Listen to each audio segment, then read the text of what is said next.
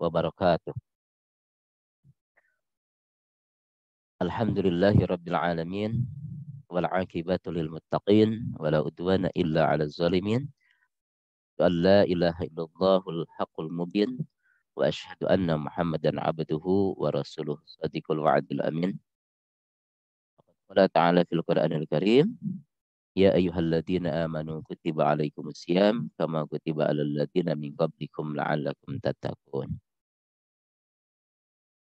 Alhamdulillah, jemaah virtual yang dirahmati oleh Allah Subhanahu wa taala, pada kesempatan di pagi hari ini, hari yang ke-10 di bulan Ramadan, kita masih diberi kesempatan untuk bisa bermuajahah secara virtual dalam majelis subuh virtual yang ke-95 ya, insya Allah di kegiatan pimpinan cabang Al-Irsyad Kota Bandung. Sebelumnya puji syukur marilah kita panjatkan kehadirat Allah Subhanahu wa taala atas segala rahmat dan karunia-Nya kita dapat berkumpul secara virtual dalam keadaan sehat walafiat. Mudah-mudahan kesehatan yang Allah berikan kepada kita senantiasa kita syukuri sehingga kenikmatan tersebut semakin ditambah oleh Allah Subhanahu wa taala. Salawat serta salam semoga tetap tercurah limpahkan kepada baginda alam Nabiullah Muhammad sallallahu alaihi wasallam, pada keluarganya, pada sahabatnya, sampai kepada kita umatnya yang mutabah terhadap ajarannya. Mudah-mudahan kita umatnya yang termasuk mendapatkan syafaatul uzma nanti di yaumul qiyamah. Amin ya Allah ya rabbal alamin. Pimpinan cabang yang kami hormati, tentunya seluruh partisipan, dan tentunya yang kami hormati dan banggakan Ustadz Indra Kurniawan SAG yang insya Allah akan memberikan materinya untuk kita semua ya. Sebelumnya mengawali majelis ritual subuh ini, kita bacakan basmalah. Bismillahirrahmanirrahim. Alhamdulillah di kesempatan pagi ini kita akan sama-sama membahas tentang puasa Ramadan dilihat dari perspektif sejarah ya, dari sejarah seperti apa kaitan dengan puasa Ramadan itu. Tentunya nanti agar kita efektif dalam kegiatan ini, biar ada interaksi ya, insya Allah Ustadz Indra akan menyampaikan kurang lebih sekitar 40 atau 35 menit ya. Nanti Ustadz agar kita bisa jamaah bisa bertanya terkait dengan sejarah saum itu seperti apa gitu ya. Gimana Ustadz, sehat Ustadz sebelumnya? Alhamdulillah. Alhamdulillah. Alhamdulillah bi khair ya, insya Allah Ustadz. Insya Allah agar mengefektifkan waktu kita dalam kegiatan kajian majelis subuh virtual ini, pada Ustadz, sesi pertama penyampaian materi, sesi kedua kita akan ada sesi tanya jawab insya Allah. Mudah-mudahan karena kalau dilihat berbicara tentang sejarah, ya dengan waktu yang cukup singkat agak sulit ya, namun bisa dikondisikan saja insya Allah. Ya, ya. Ya, itu saja mungkin sebagai pembuka. Insya Allah mari kita sama-sama simak dan dengarkan paparan dari Ustadz Indra Kurniawan terkait dengan bagaimana saum itu atau Ramadan, saum Ramadan dilihat dari perspektif sejarah ya insya Allah. Itu saja, Ustadz, dipersilahkan agar mengefektifkan waktu. Bismillahirrahmanirrahim. Assalamualaikum warahmatullahi wabarakatuh. Alhamdulillahirabbil alamin wassalatu wassalamu ala asyrafil anbiya'i wal mursalin wa ala alihi wa sahbihi ajmain. Asyhadu an la ilaha illallah wahdahu la syarikalah wa asyhadu anna Muhammadan abduhu wa rasuluh la nabiyya ba'dah. Sebelumnya ini suara saya cukup jelas Ustadz Enden? Jelas, Ustadz. Ya, jelas sekali. Alhamdulillah.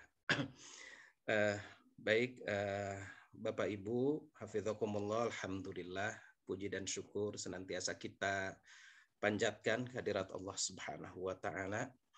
Salawat dan salam semoga tetap tercurah kepada qudwah dan uswah kita Rasulullah Muhammad sallallahu alaihi wasallam.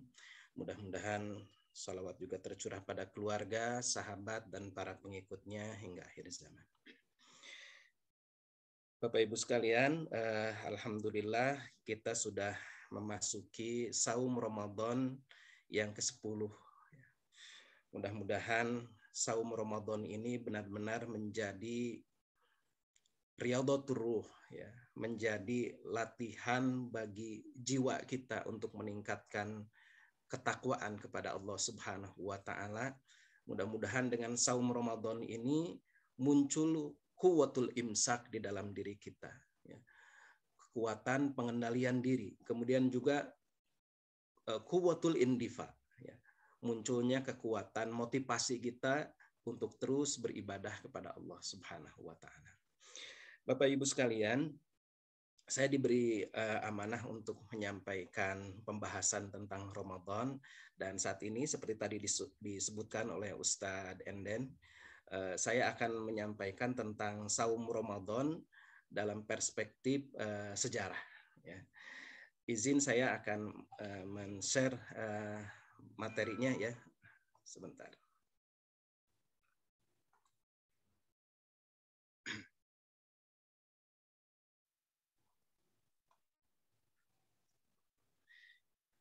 Baik, Bapak Ibu sekalian,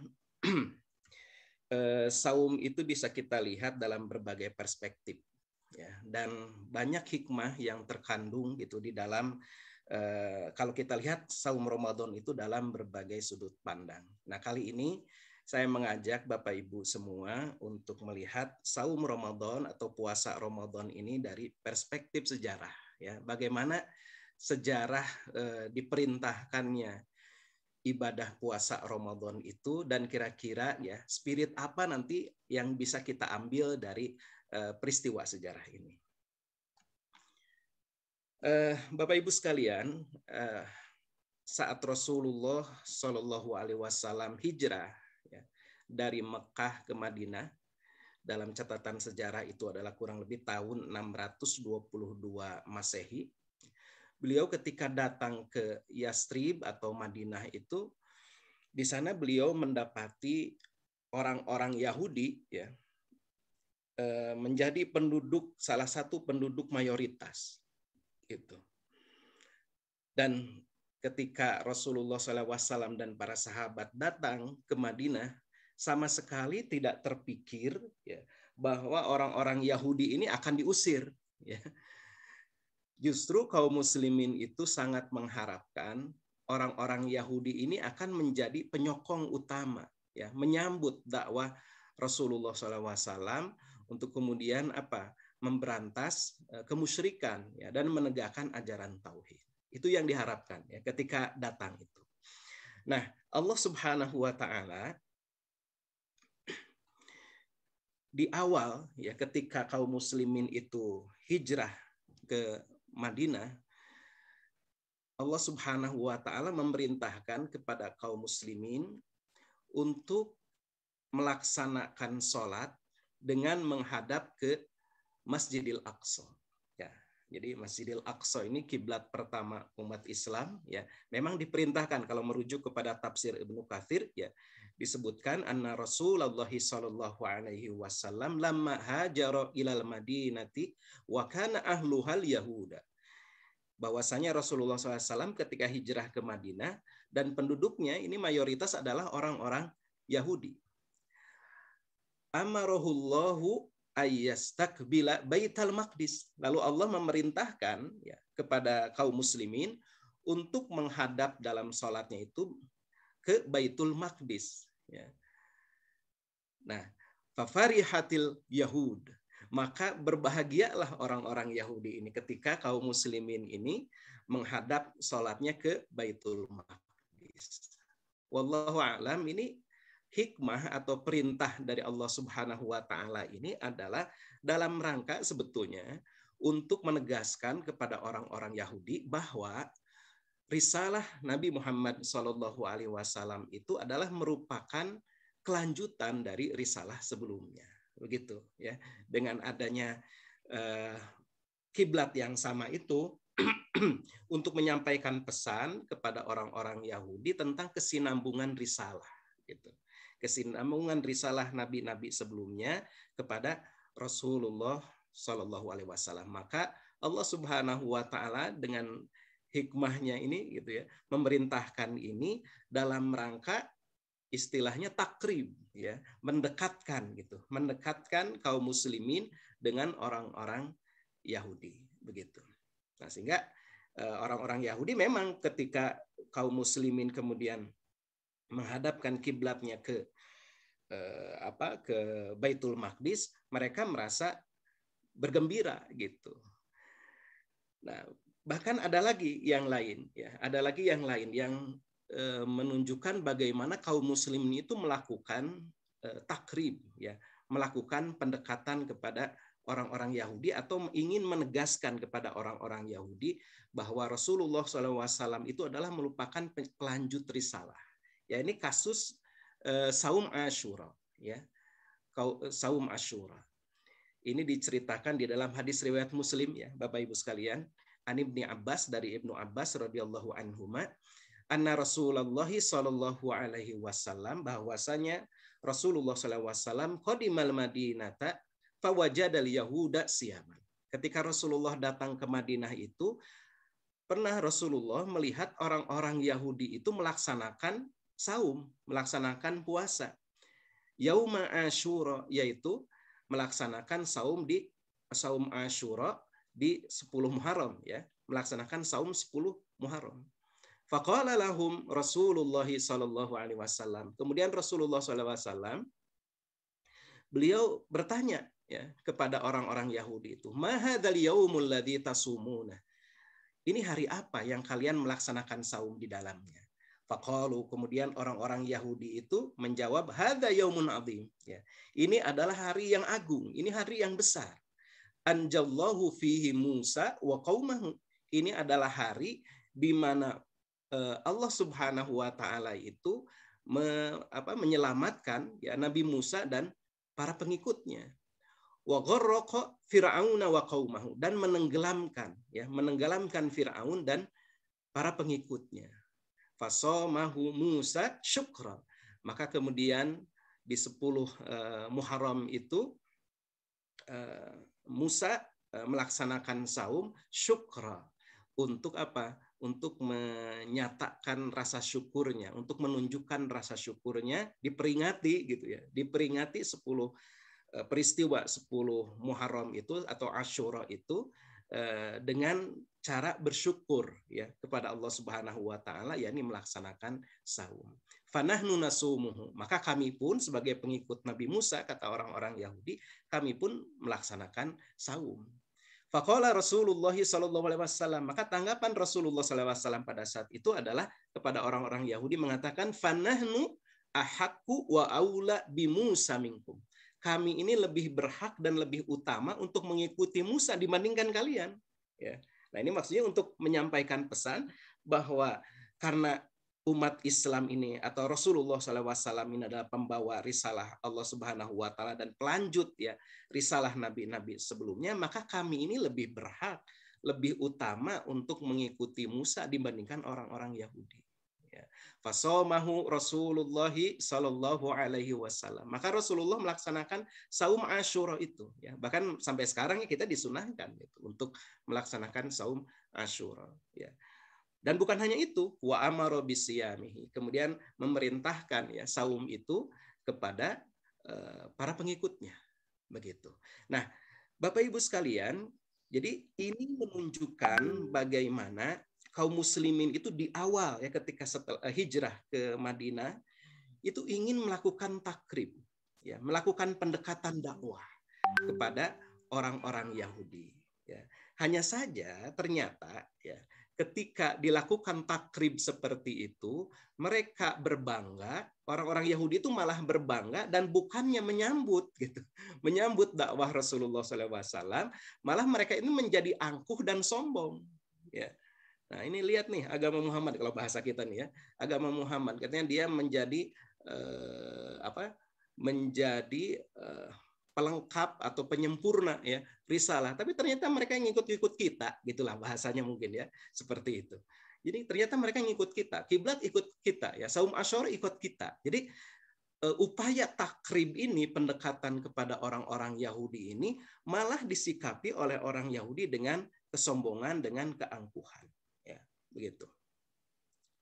Nah, jadi bahkan, Bapak Ibu sekalian, ya, upaya takrib itu membersamai kalangan ahli kitab, ya, orang Yahudi itu, bahkan kalau dalam hadis riwayat Bukhari ini sampai-sampai cara bersisir, ya, perhatikan hadisnya, ya. Saya bacakan langsung aja terjemahnya. Sesungguhnya dulu Rasulullah SAW menyisir rambutnya itu ke belakang. Adapun musyrikin membagi rambutnya, ya, maksudnya ketika bersisir itu ke kiri atau ke kanan gitu, ya. Sedangkan ahlul kitab, yakni orang-orang Yahudi, menyisir rambutnya ke belakang. Nah, kemudian di sini ditegaskan, beliau suka menyesuaikan dengan ahlul kitab selagi belum diperintah dalam sesuatu hal. Tapi kemudian setelah nanti melihat bagaimana kesombongan dari ahlul kitab, yakni orang-orang Yahudi, keangkuhan mereka menolak ajaran Rasulullah SAW, kemudian Rasulullah SAW membagi rambutnya. Jadi tidak, artinya tidak membersamai lagi orang-orang ahlul kitab. Itu jadi sampai pada batas berpenampilan pun gitu, ya, itu menyesuaikan dengan ahlul kitab. Ini dalam rangka apa? Takrib, ya, dalam rangka mendekatkan gitu, dalam rangka ini fikih dakwahnya, ya, atau politik dakwahnya gitu, ya, untuk mendekatkan kaum muslimin dengan orang-orang Yahudi dengan harapan, karena bagaimanapun juga orang-orang Yahudi ini penduduk mayoritas gitu di Madinah gitu, ya, penduduk mayoritas. Jadi sangat diperhitungkan dukungan mereka gitu. Nah, Rasulullah SAW terus berdakwah kepada orang-orang Yahudi itu, menyuruh mereka untuk berislam, tapi mereka terus menolaknya. Ya, kita tahu, ya, ini sekedar mengingatkan saja bahwa penolakan orang-orang Yahudi kepada Islam itu bukan karena mereka tidak tahu, ya, tidak tahu kebenaran Rasulullah Shallallahu Alaihi Wasallam, tapi semata-mata karena kedengkian. Ya, kalau dilihat dari sejarah, ya, dari latar belakang sejarah kenapa orang-orang Yahudi itu berada di Yathrib, ya, yang kemudian dirubah namanya oleh Rasulullah menjadi Madinah, itu kan karena mereka sedang menunggu datangnya Rasul terakhir, kan begitu gitu. Jadi nenek moyangnya Yahudi, suku Bani Kainuqa, Bani Nadir, Bani Quraidah, itu nenek moyangnya dulu kenapa pertama kali datang ke Madinah itu karena dalam rangka menunggu datangnya Rasul terakhir. Ternyata ketika datang Rasul terakhir itu bukan dari kalangan Yahudi, begitu, tapi dari kalangan bangsa Arab yang menurut mereka lebih rendah lah, begitu, lebih rendah, ya, karena bangsa Arab itu kan keturunan dari Ismail. Ismail itu anak dari Ibrahim dan Hajar. Hajar ini dianggap sebagai budakan, begitu, ya. Nah, ini dianggap, mereka tidak mau, mereka menolak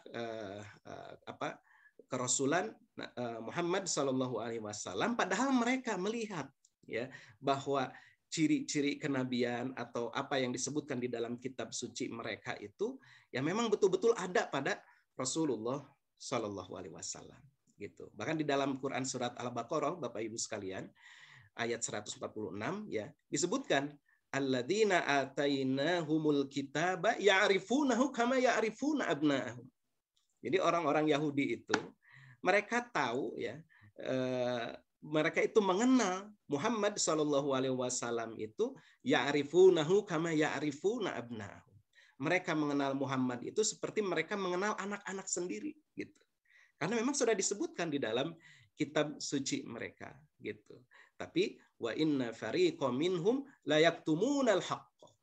Tapi di antara mereka itu ada yang menutup-nutupi kebenaran itu, wahum ya'lamun. Padahal mereka itu mengetahui bahwa di dalam kitab suci mereka itu ada menyebutkan tentang Rasulullah Shallallahu Alaihi Wasallam, begitu, ya. Nah, jadi mereka karena dengki saja menolak, gitu, ya. Nah, Bapak Ibu sekalian, ini saya izin menayangkan, ada tayangan, ya, untuk memperkuat apa yang tadi saya sampaikan.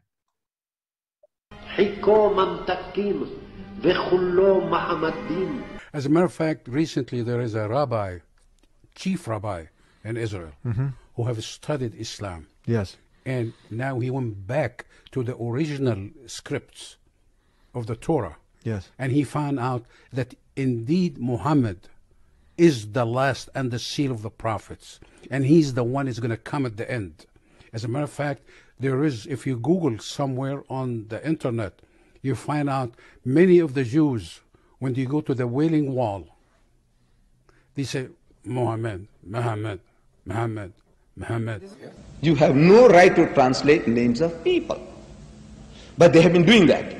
Muhammadim, they translated as altogether lovely. But the word Muhammad is there in the Hebrew language in the original. In reading the English translation of Song of Songs 5:16, it finishes the description by saying, he is altogether lovely, but what most people don't know is that the name of that man was given in the original Megillah. Here is verse 16, and how it is written in ancient Hebrew, before introducing the vowels, in the 8th century. From the Hebrew Bible, on scripturetext.com. Here is the word in question. This word is made of 4 letters. Mem, Het, Mem, Dalet. Now when reading the word as it is written in its original form, with no vowels, it can be read as Muhammad, which is the name of the Muslim prophet, or as Mamad with no A after the H. According to Ben Yehuda's Hebrew English Dictionary, it is correctly pronounced as Muhammad, not Mamad.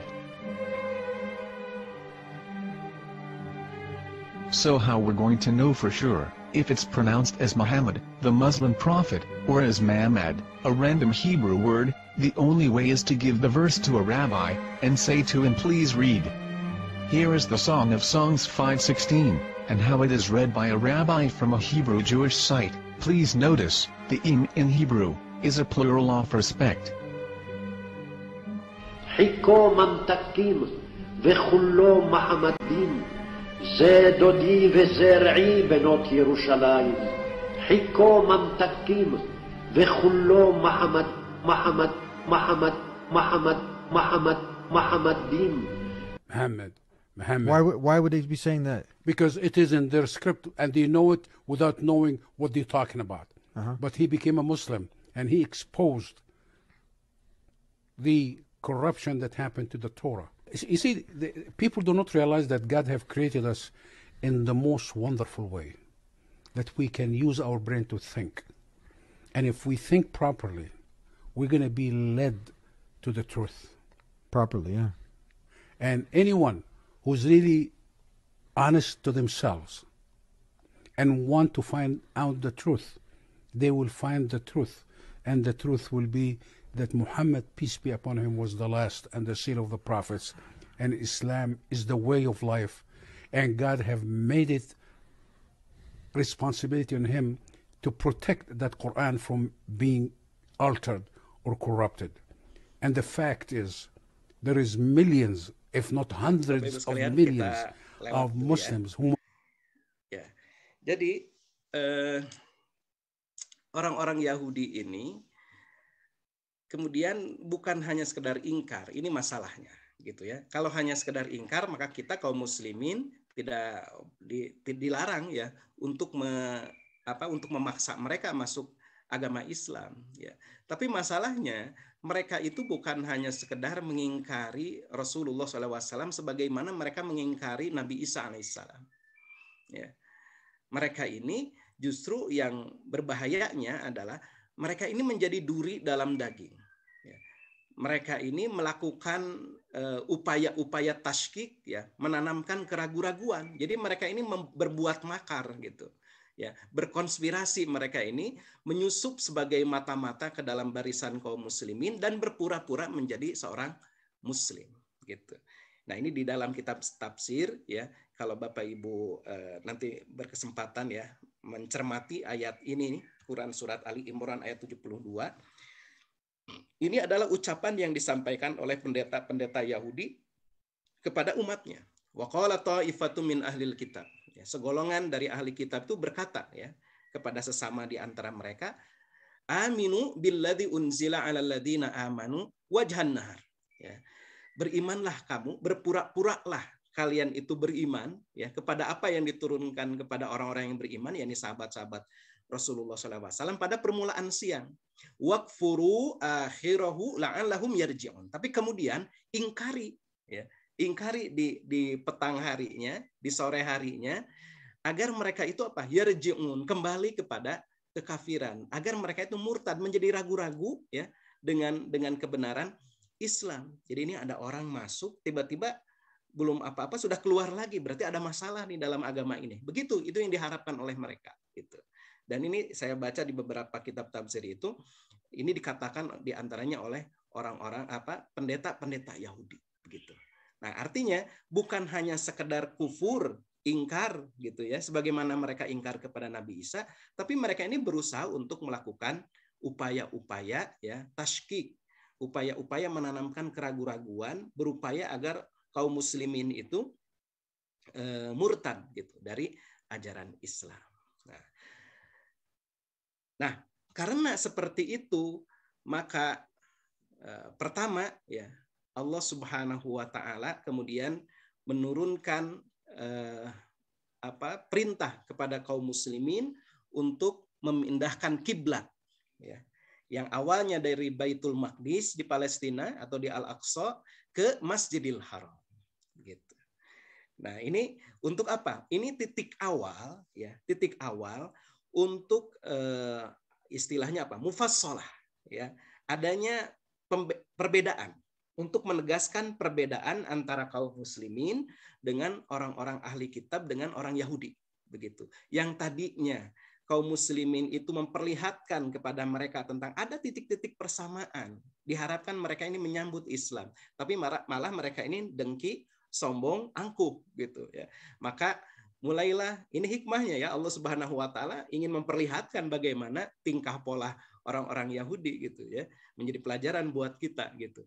Nah, kemudian Allah Subhanahu wa taala mulai menurunkan perintah untuk memindahkan. Jadi rangkaian yang pertama adalah memindahkan, ya, kiblat dari Baitul Maqdis, ya, ke Ka'bah di Masjidil Haram. Nah, ini semakin kemudian mereka ini jadi benci, mereka ini semakin dengki kepada kaum muslimin. Ini ada sumber keterangan, ya, di dalam salah satu buku Abu Hatim Al-Busti, dia berkata ketika di Madinah kaum muslimin melaksanakan sholat menghadap ke Baitul Maqdis selama 17 bulan 3 hari. Ya. Nah, hal ini karena kedatangan Nabi ke Madinah terjadi pada hari Senin tanggal 12 Rabiul Awal, kemudian pada hari Selasa pertengahan bulan Sya'ban. Nah, ini pada bulan Sya'ban, ya, tahun kedua Hijrah, Nabi melaksanakan sholat menghadap Ka'bah atas perintah dari Allah. Gitu. Jadi mulai pada bulan Sya'ban tahun kedua Hijrah turun perintah untuk memindahkan kiblat dari Baitul Maqdis, ya, ke Masjidil Haram.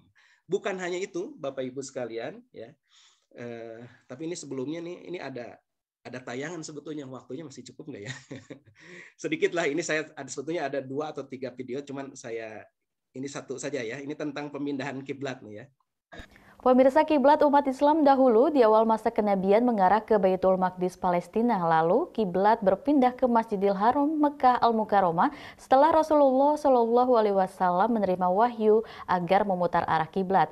Peristiwa ini diabadikan dalam surat Al-Baqarah ayat 144 dan masjid tempat Rasulullah memindahkan kiblat dan diberi nama Masjid Kiblatain yang berada di kota Madinah, Arab Saudi.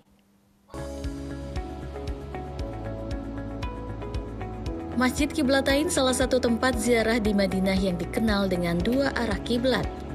Masjid yang dulu bernama Masjid Bani Salamah ini menjadi saksi perpindahan arah kiblat kaum muslim.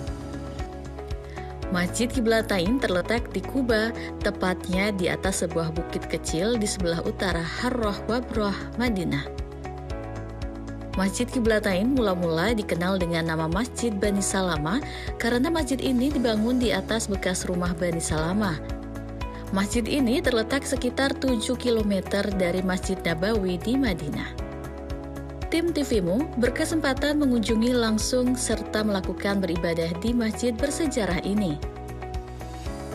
Inilah Masjid Kiblatain yang menjadi salah satu destinasi bagi jamaah haji Indonesia ataupun jamaah umroh jika berada di kota Madinah untuk melihat atau menyaksikan secara langsung salah satu masjid bersejarah bagi umat Islam, yakni Masjid Kiblatain yang dulunya diberi nama Masjid Bani Salamah, yang merupakan salah satu titik balik bergesernya arah kiblat umat muslim yang dahulunya di Baitul Maqdis mengarah ke Baitul Maqdis, yang kemudian mengarah ke Masjidil Haram Makkah Al-Mukarramah. Dan ini berangkat dari kisah Rasulullah SAW ketika salat di Masjid Bani Salamah ini atau Masjid Kiblatain ini. Pada rakaat kedua salat zuhur, beliau menerima wahyu dari Allah Subhanahu wa taala melalui perantara malaikat Jibril agar Rasulullah memutar arah 180 derajat untuk mengarah ke Masjidil Haram. Dan Rasulullah pada rakaat kedua langsung memutar badannya dan diikuti oleh para sahabat-sahabat yang menjadi makmumnya untuk mengarahkan sholatnya menuju Masjidil Haram. Dan inilah tanda atau kali pertama arah kiblat umat muslim mengarah ke Masjidil Haram atau Makkah Al-Mukarramah. Kini bangunan Masjid Kiblatain memang memiliki dua arah mihrab yang menonjol, yakni arah ke Mekah dan Palestina yang umumnya digunakan oleh imam sholat. Setelah direnovasi oleh pemerintah Arab Saudi dengan hanya memfokuskan satu mihrab yang menghadap Ka'bah di Mekah dan meminimalisir mihrab yang menghadap ke Yerusalem, Palestina. Keindahan masjid kala senja sungguh indah dengan kepakan burung merpati yang berterbangan di sekitaran masjid, menambah keelokan. Nah, ini sebetulnya ada review tentang bagian dalamnya, tapi kita lewat saja. Nah, ini ya, di dalam tafsir Ibnu Katsir ini selengkapnya seperti ini. Jadi yang pertama kali dinasakh di dalam Al-Quran, ya dihapus di dalam Al-Quran, ialah tentang masalah kiblat. Ya. Jadi bahwasanya Rasulullah SAW ketika hijrah ke Madinah, sementara penduduk Madinah mayoritas adalah Yahudi, kemudian Allah memerintahkan untuk menghadap ke Baitul Maqdis ketika sholat. Maka kemudian berbahagia ya orang-orang Yahudi. Nah, Rasulullah SAW, ini kalau dalam riwayat Ibnu Katsir ini disebutnya 10 bulan ya. Tadi di riwayat yang sebelumnya disebutkan 16 atau 17 bulan ya. Nah, Rasulullah kemudian menghadap Baitul Maqdis ini selama ya antara 10 sampai 16 atau 17 bulan ya. Padahal nah Rasulullah sendiri lebih senang kiblatnya itu kiblat Nabi Ibrahim ini ke Masjidil Haram. Ya terlebih lagi ketika orang-orang Yahudi itu malah tadi ya, orang-orang Yahudi itu malah menunjukkan kesombongan mereka, keangkuhan mereka gitu ketika kaum muslimin menghadap kiblatnya ke Baitul Maqdis. Ya, maka Rasulullah SAW itu berdoa pada Allah meminta agar kiblatnya itu dialihkan ke Masjidil Haram begitu ya. Nah, ini lewat saja. Ini kiblat di spot bekas mihrab Rasulullah dulu ketika di Madinah yang menghadap ke Baitul Maqdis. Tapi saya lewat saja ya. Nah, jadi ini merupakan rangkaian Bapak Ibu sekalian. Pertama tadi pemindahan kiblat. Setelah itu masih pada bulan bulan Sya'ban itu ya, pada bulan Sya'ban itu tahun kedua Hijrah atau kurang lebih ya, Januari 624 Masehi turun pula syariat saum Ramadan. Yang seolah-olah ini ya, tanda kutip mengganti kebiasaan puasa Asyura. Begitu. Ini disebutkan di dalam Tarikh At-Tabari ya tentang bahwa saum Ramadan ini diumumkan telah mulai diumumkan oleh Rasulullah SAW, turun perintahnya itu yakni pada bulan Sya'ban pada tahun kedua Hijrah gitu. Jadi ini merupakan sekali lagi rangkaian bagaimana kaum muslimin ini mulai mufassalah ya, mulai melakukan perbedaan ya, menunjukkan perbedaan dengan orang-orang Yahudi, dan ini menegaskan ya turunnya perintah melaksanakan memindahkan kiblat, kemudian disusul dengan perintah melaksanakan saum Ramadan, kemudian setelah itu berikutnya ya disusul juga dengan masih pada bulan Rajab itu ya pada bulan itu taqarrub ila Allah, dan kemudian tarbiyah diri sekaligus juga meningkatkan kapasitas kemampuan kemampuan. Kata kuncinya adalah itu. Bagaimana Ramadan ini memberikan sebuah ya pada bulan pada bulan Rajab juga ya, bulan Sya'ban juga turun perintah syariat zakat. Ya. Nah, ini yang berbeda ya. Zakat ini yang berbeda dengan tradisi zakat yang dikenal oleh ahli kitab. Begitu. Dan ini apa?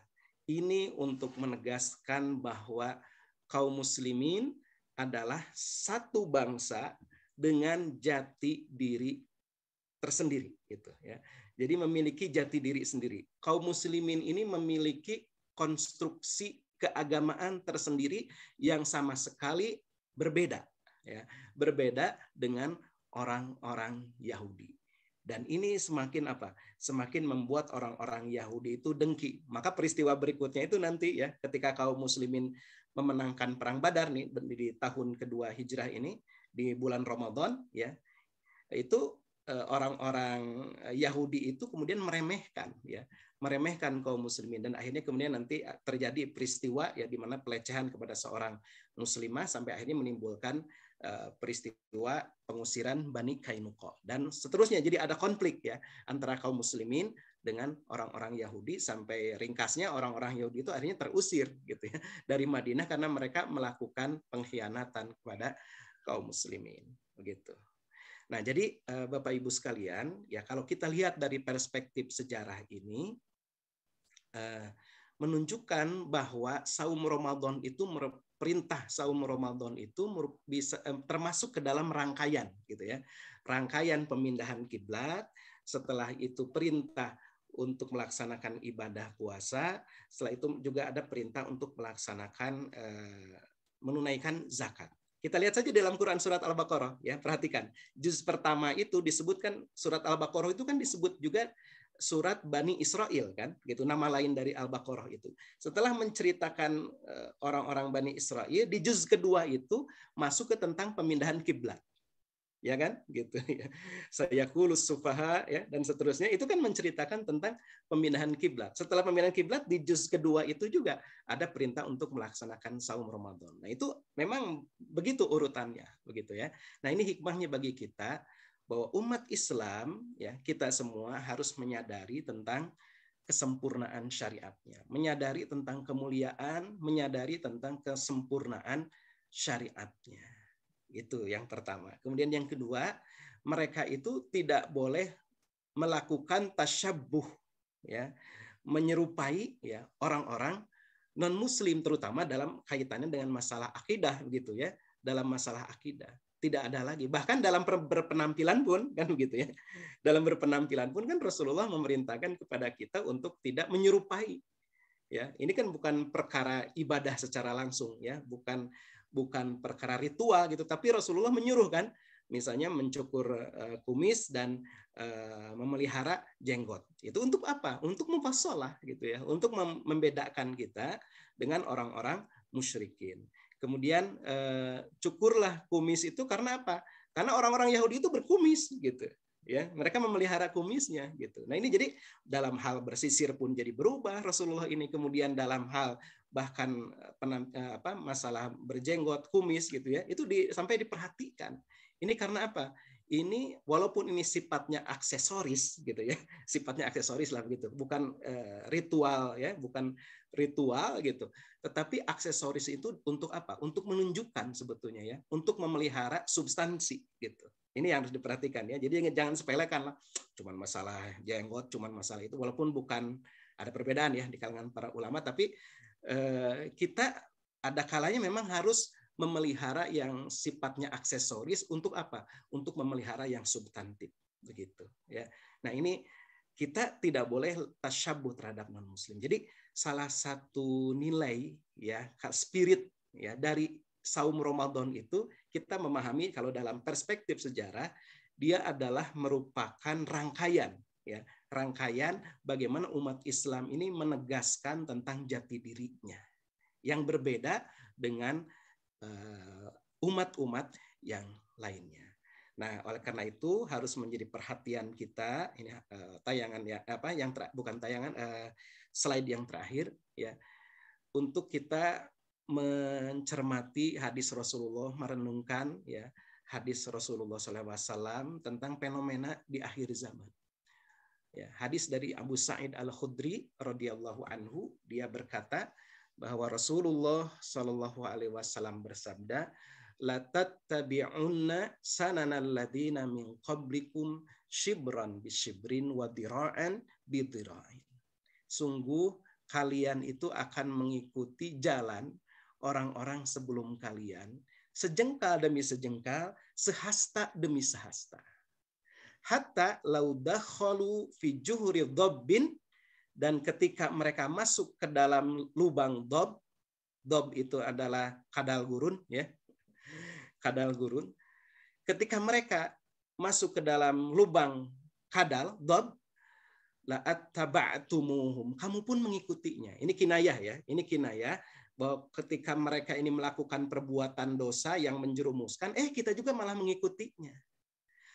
Kulna, ya, kami bertanya kepada Rasulullah, ini kata Abu Sa'id, ya, ya Rasulullah, wahai Rasulullah, al Yahuda wan Nasara, apakah yang kamu maksud yang akan kami ikuti itu adalah orang-orang Yahudi dan orang-orang Nasrani? Kemudian Rasulullah menjawab, faman, ya, lantas siapa lagi kalau bukan orang-orang Yahudi dan orang-orang Nasrani yang kalian ikuti, ya. Nah,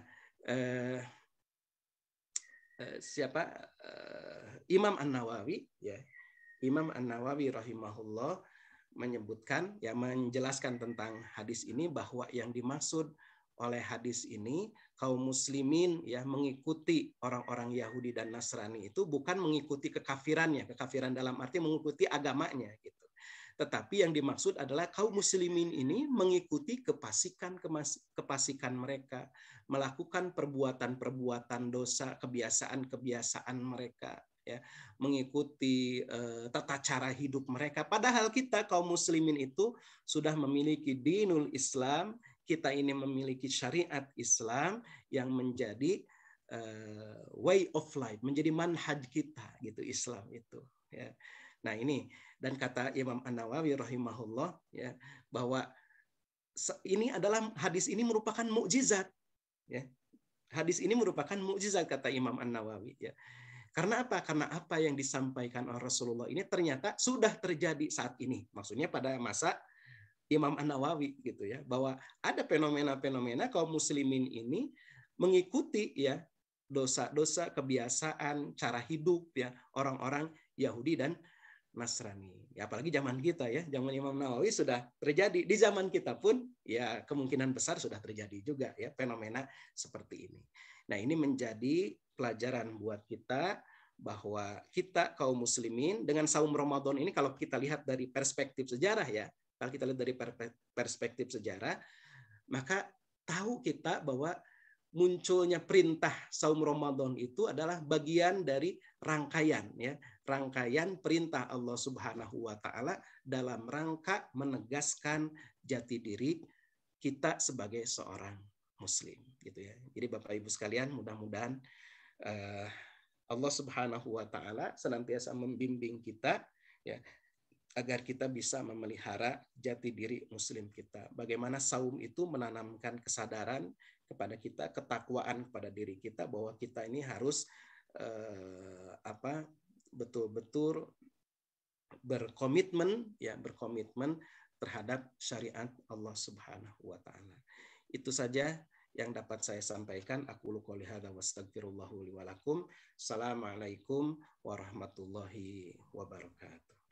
Waalaikumsalam warahmatullahi wabarakatuh. Masya Allah, uraian singkat terkait dengan bagaimana kita memahami tentang syariat saum, ya, yang tentunya ada rangkaian-rangkaian dari sebelumnya kaitan dengan kiblat pertama ataupun dalam penentuan kiblat sampai pada akhirnya tentunya membedakan kaitan dengan pertama kali adanya menggantikan dari saum Asyura, gitu, ya. Termasuk tadi yang sangat menarik bagi kita semua sebenarnya ketika kita memahami tentang sejarah saum itu lebih kepada bagaimana spirit kita, tentunya umat Islam, tentang mengenal jati dirinya sendiri, gitu, ya. Kemudian kita tahu bagian dari yang diperintahkan oleh Allah adalah syariat yang tidak boleh kita tinggalkan. Jamaah sekalian yang dirahmati oleh Allah Subhanahu wa taala, insya Allah cukup jelas ya apa yang disampaikan. Namun jika ada dari jamaah sekalian ada yang bertanya ataupun hal yang mungkin mau disampaikan, kami persilahkan gitu ya.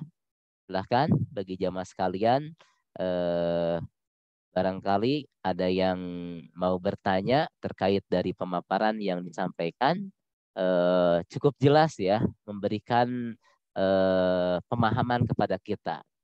Kita terkait dengan pernah dengar terkait dengan pelaksanaan saum sendiri pada masa awal-awal gitu ya, terkait dengan katanya ada batasan waktu gitu ya, sampai antara tidak begitu lama. Kalau kita kan dari sebenarnya hanya memindahkan makan ya hitungannya. Sebenarnya kalau hanya orang yang berpikir saum itu memindahkan dari biasanya mungkin pagi hari menjadi di subuh gitu ya.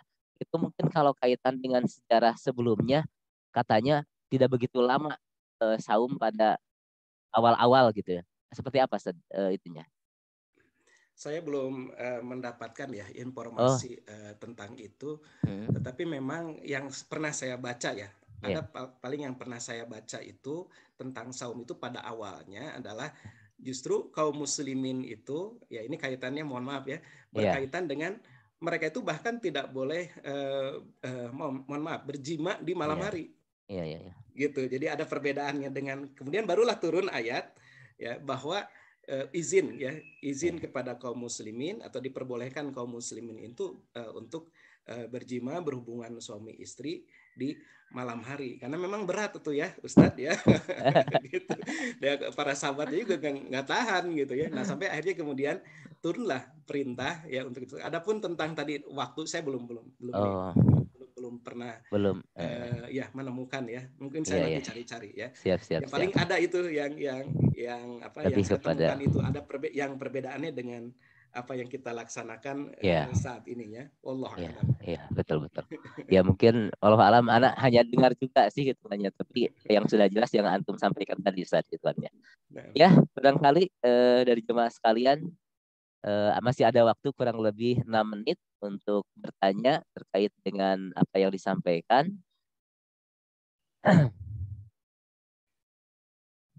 Cukup jelas kayaknya Ustaz. Kalau cukup jelas, insya Allah mudah-mudahan materi ini memberikan penguatan ya bagi saya pribadi dan umumnya bagi jamaah sekalian. Ini ada pertanyaan sebentar.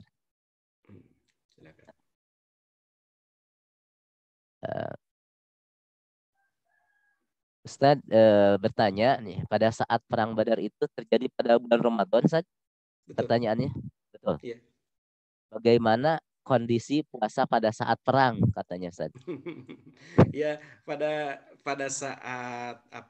saat itu tentu saja kaum muslimin tidak melaksanakan saum ya ketika sedang perangnya gitu ya.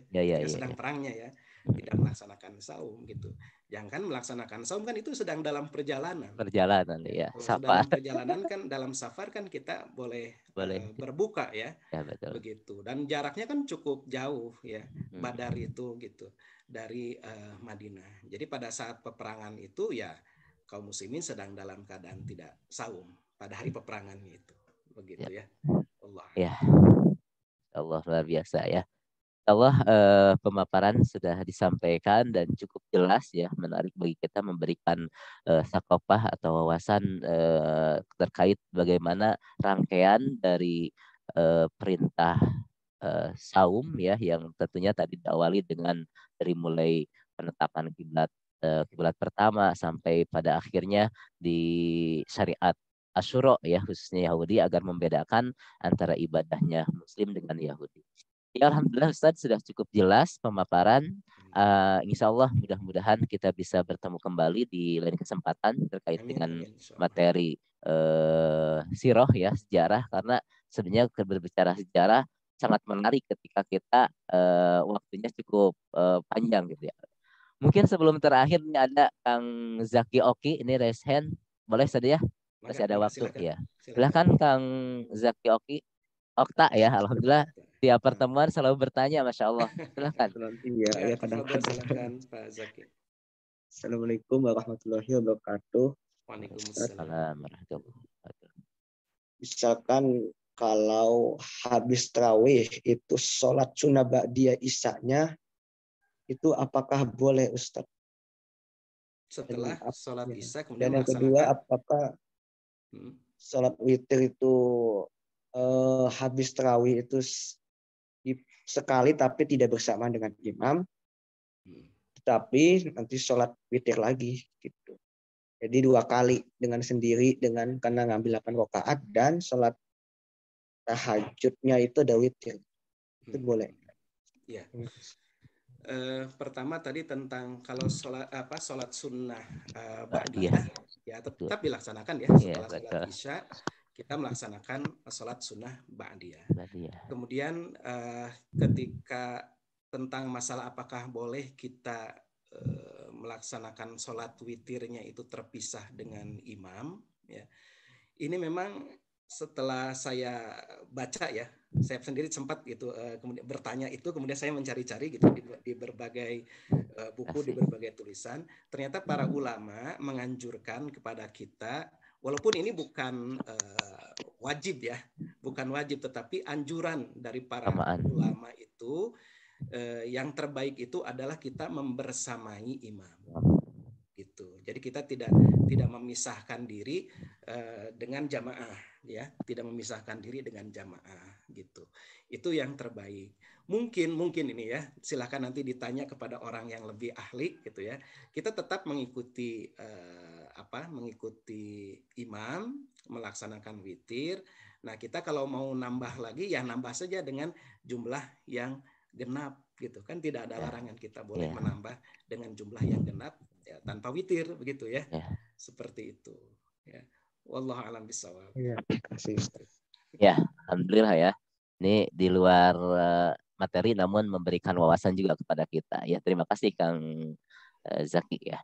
Alhamdulillah Ustaz, materi sudah tersampaikan dengan lugas, jelas. Insya Allah mudah-mudahan itu menjadikan satu spirit untuk kita semua, terutama kaum muslimin, ketika melihat ataupun kita flashback ke belakang, melihat sejarah gitu ya, bagaimana kita sebagai muslim harus menunjukkan jati diri ya tadi, kaitan dengan ya hal yang disebut tadi antum aksesoris, tetap itu juga menjadi bagian identitas kita gitu ya. Insya Allah mudah-mudahan kaitan dengan hikmah yang kita dapatkan dari sejarah saum itu membuat kita lebih kuat lagi bagaimana tentunya ketika kita melihat walang tardu angkal Yahud walan Nasar ya, diantaranya itu. Jadi mereka tidak akan pernah ridho ketika kita tidak sampai mengikuti agama mereka. Insya Allah mudah-mudahan dengan akidah yang kuat kita senantiasa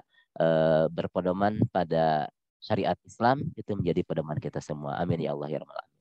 Mungkin barangkali ada hal terakhir yang disampaikan, Ustaz, kesimpulan. Saya tadi agak tergelitik itu sama kalimat memindahkan jam makan. Saya ingin mengajak kepada diri saya sendiri dan juga kepada di sini yang hadir di taklim ini, memang kita harus menyadari ini hakikat penting ya. Saum Ramadan itu adalah saatnya kita menyedikitkan makan. Gitu. Jadi bukan memindahkan jam makan. Kalau memindahkan jam makan tetap gendut. Gitu ya. Nah itu. Jadi memang betul tadi itu saya tergelitik, itu hal yang sangat penting ya. Itu nampaknya seperti hanya guyonan, tapi itu betul gitu ya. Ini fenomena yang harus kita perbaiki, jangan sampai saum ini hanya sekedar menjadi pindah jam makan, dan bahkan malah bukannya menyedikitkan makan, malah semakin banyak makan ya, Ustaz Ender ya. Makin banyak makan pas bulan Ramadan mah berbagai macam jenis makanan keluar. Ada. Gitu. Ada. Nah, justru kita seperti makan biasa aja gitu, bahkan lebih sedikit ya. Itu ajalah terakhir untuk nasihat untuk diri saya sendiri. Iya. Jazakallah khairan Ustaz. Masya Allah, luar biasa di pagi hari ini kita mendapatkan pencerahan. Mudah-mudahan sekali lagi teman sekalian dalam menjalankan kita Ramadan ini lebih baik lagi ya, karena kita tidak tahu apakah ini Ramadan, nauzubillah Ramadan terakhir, tapi kita kita selalu berdoa kepada Allah, mudah-mudahan kita senantiasa diberikan usia yang panjang agar kita bisa makin bisa bertemu dengan setiap Ramadan dan mendapatkan kemuliaan malam Lailatul Qadar. Amin ya Allah ya rabbal alamin. Alhamdulillah, jazakumullah khairan. Mudah-mudahan Ustadz sehat selalu dan nanti bisa sharing dengan jamaah Al-Irsyad. Mudah-mudahan kita semua dalam menjalankan Ramadan ini diberikan kesehatan, diberikan kemudahan dan tentunya makin taat Allah Subhanahu wa taala. Amin ya Allah ya rabbal alamin. Mari kita akhiri majlis ini dengan sama-sama baca istighfar, hamdalah dan doa majlis. Astagfirullahaladzim. Alhamdulillahirabbil alamin. Subhanakallahumma wa bihamdika asyhadu an la ilaha illa anta astaghfiruka wa atubu ilaik. Saya sebagai MC mohon maaf barangkali ada hal yang tidak berkenan. Aku qouli hadza wa astaghfirullahu li wa lakum. Assalamualaikum warahmatullahi wabarakatuh. Waalaikumsalam warahmatullahi wabarakatuh.